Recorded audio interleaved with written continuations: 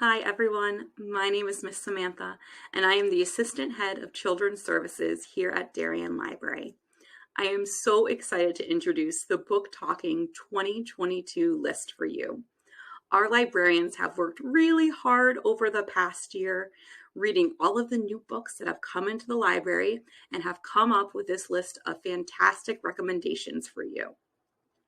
We hope you will join us as part of our annual summer reading program. This year, dive under the sea with Expedition Blue Wave. Complete challenges, earn prizes, and everyone who signs up will receive a free book. This year's program runs from Monday, June 20th through Sunday, August 14th. You can participate through our website, darienlibrary.beanstack.org, or the Beanstack app on a mobile device. You can find out more information about our summer reading program at the end of this video. Personally, I love to read daring adventure stories with brave heroines, mysteries with a little bit of a twist, and of course, graphic novels with really funny characters. When you dive under the ocean with us this summer, maybe you'll see some of your favorite sea creatures. I personally love a harbor seal. What's your favorite animal? We hope to see you in the library real soon, and until then, I hope you enjoy our list of recommendations. Happy summer reading. Hi everyone, I'm Miss Carrie, one of the children's librarians at Darien Library. I love reading books that make me laugh or cry, and books that teach me something new. My favorite ocean animal is a dolphin. Happy reading everyone, and let's go Mets! Hi, I'm Miss Erica, and I'm the Early Literacy and Outreach Coordinator. And some of my favorite books, I love to read silly picture books and historical fiction. And my favorite sea creatures, I have to pick two. I love seals and octopuses, and I can't wait to share our books with you. This is It's the End of the World, and I'm in My Bathing Suit by Justin A. Reynolds. Who here loves doing chores? Raise your hand, raise your hand. No one? Well, Eddie agrees with you. He hates doing chores, especially the laundry. But Eddie has made a deal with his mom that he takes care of himself all summer long, including making himself lunch and doing his laundry. Then she will grant him complete and utter freedom, which just might make this the best summer ever. However, doing his laundry all summer could really cramp his style. So that's when Eddie comes up with the plan, an epic plan, the plan of the decade. He will wear every piece of clothing he has before doing laundry, and then he will only have to do laundry one time the whole summer. He realizes that this will take him all the way up to his favorite day of the summer, Beach Bash, a day when everyone in town flocks to the beach for some fun in the sun, full of juicy burgers, booming fireworks, and live music from his favorite band. When it's time for Beach Bash, the only piece of clothing Eddie plans to have left is his swimming suit. Then he will worry about doing his laundry after the party. It all sounds like the perfect plan. That is, until Eddie's mom opens up his closet door. All of a sudden, an avalanche of clothes is raining down on her, and she decides that Eddie is not holding up his end of the deal. She insists that all of his laundry be done before going to Beach Bash this year. Eddie knows that arguing with his mom is pointless, so he gets started on the first of his many, many loads that have been piling up all summer, while his family gets to head out to Beach Bash without him. Just when Eddie thinks things couldn't get any worse, the power goes out right in the middle of his first load. Is this just a routine power outage? Or is it the sign of something worse? Much, much worse. Eddie starts to think he might have an even bigger problem than laundry on his hands. This funny apocalyptic book is called It's the End of the World, and I'm in My Bathing Suit by Justin A. Reynolds. Elwyn, New Hampshire was once the home to the famous toy maker Maxine Van Houten. Her ingenious puzzle sphere, known as the Bamboozler, was always number one on every kid's birthday wish list. Maxine gave back to the town through her nature preserve, an amusement park, and of course, the Bamboozler factory. Decades have passed since Maxine's death, and Elmwood has fallen on hard times. Her descendants were not as generous as their toy maker mother, and all the money that Maxine left behind is mysteriously gone. Gina and her friends, Edgar, Elena, and Kevin, known as the Geeks, are crushed to learn that the Bamboozler factory might be shutting down once and for all. And not only are some of the Geeks' parents losing their jobs, but some of them may have to leave Elmwood forever. But all is not lost. Maxine left one last puzzle, a treasure hunt, that could save the town and the Geeks' friendship from utter ruin.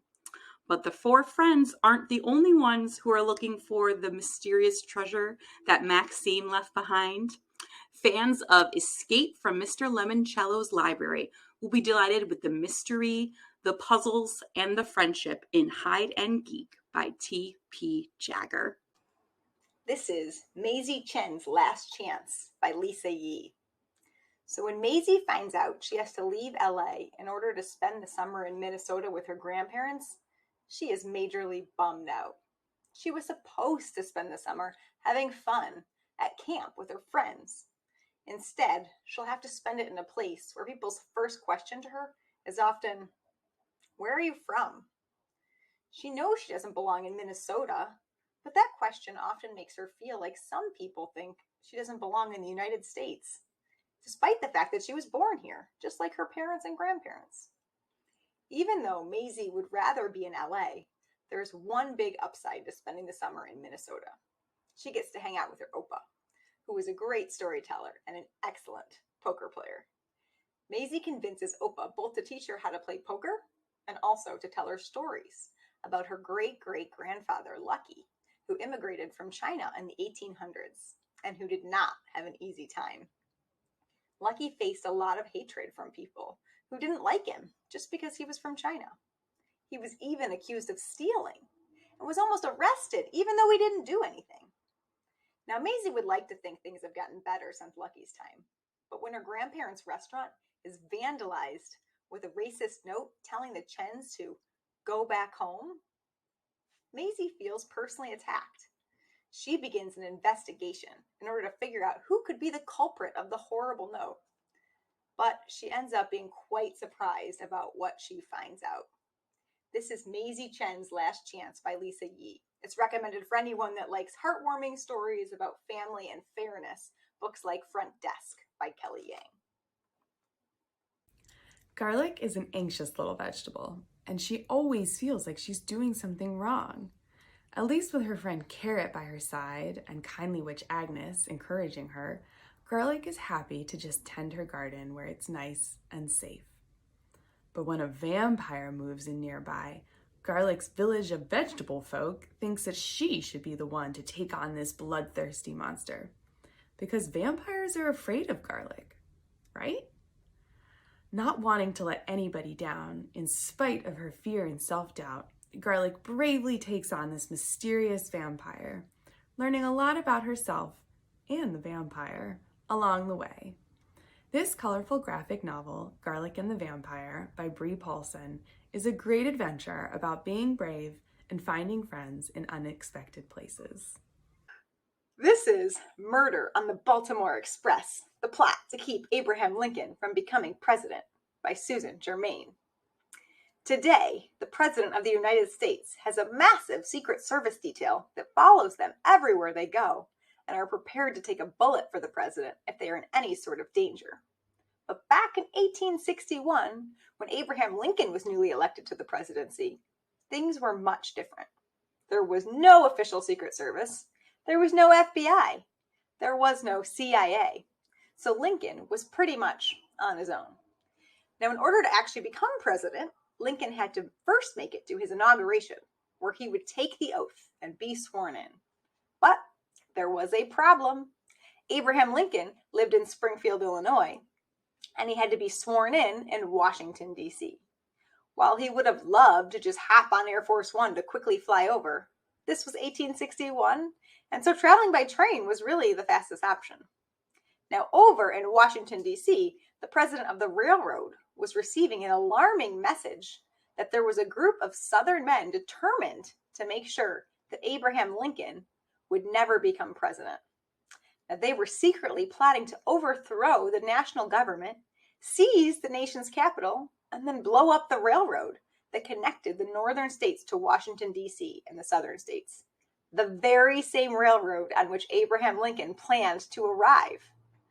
Now, the railroad president had a tough decision to make. Did he believe the message? Could he get the message to Mr. Lincoln? And if so, how? There was no real secure way to deliver messages across several states back in those days. Even if he could deliver the message, with an armed insurrection heading his way, how would Lincoln possibly manage to get safely to Washington, D.C. in order to become the 16th president of the United States? This is Murder on the Baltimore Express, the plot to keep Abraham Lincoln from becoming president by Suzanne Jurmain. It's a true story that's filled with a lot of adventure.